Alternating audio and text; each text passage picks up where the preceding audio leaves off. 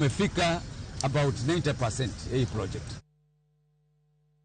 Tend County wa Migori ochako tiyo kod lony manyasani e chenro mar golo jotuo kawuok kar thieth achiel nyaka machielo mar jiwo thieth moru kendo mar ariyo na jodak e county no. Jojuma nigi mathoth. Chenro mar golo jotuo kowuok e mier nyaka osiptal kata kowuok osiptal nyaka osiptal machielo ka itiyo kod nyamburko mating'o jotuo maong'ere kaka ambulance. Chenro ma idendo kaka referral kuom kinde osebedo ka kelo ng'ur mathoth kuom oganda e kaunti ma Migori. Kata kamano lokruok koro igeno bang' Tend County ma Migori biro kod lony manyasani madhi konyo ni jogo matuo pacho kata osiptende to nego ting' kendo koter osiptal koro ter mapiyo piyo ka itiyo kod lony manyasani. The receiver will give pre-arrival instructions to whoever has the patient.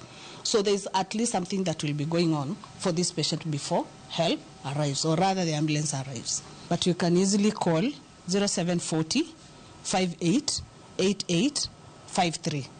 You can prompt the system to an ambulance to go for a patient and it's not having adequate fuel for the distance to be covered. Kao kalo kuom lony manyasani ma idendo kaka ambulance, jotuo nyalo goyo simu e kar thieth maduong' ma Migori kendo kokalo kuom lony ni manyasani inyalo ng'e nyamburko mating'o jotuo mantie machiegni kode mabende koro nyalo konyo mondo koro chopi e osiptal mapiyo piyo.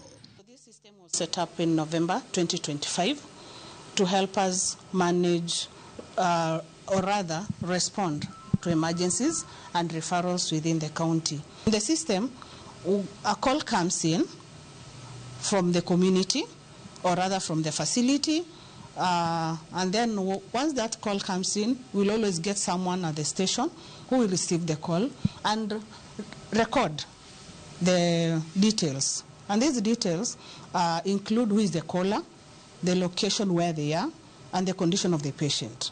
So with that information, the ambulances will be dispatched. Catherine Tingo mochung' ne chenro ni mar thieth wach ni lony manyasani ni bende nyiso gi kama nyamburko mating'o jotuo kata ambulance nitiere e seche duto ka achiel kod kata mauta mentie go iye monego tigo e chenro mar ting'o jotuo. As a county, we're having 11 ambulances that are fitted with trackers. There are two types of trackers. We are having for managing how the patients are moved from facility to facility and also managing our fuel. That is fleet management. So this is a milestone for the county. County ma Migori en county mar adek malony ni koro osechako tiyo pacho kae kata en migawo mathiedho county ma Migori ka otelnegi kod migawo no mathiedho county ma Migori karibo pondi wach ni lony ni dhi medo bero chenro mag thieth. Ne watimo kigo sime kawuok e osiptal machielo kadhi osiptal machielo kendo nwayudo ka deko ne bedo nikech inyalo yudo ka ogo sime ka ng'ato gole dispensary pod itere sub county hospital, jo sub county hospital chako go sime ikele county referral hospital, mano ne deko.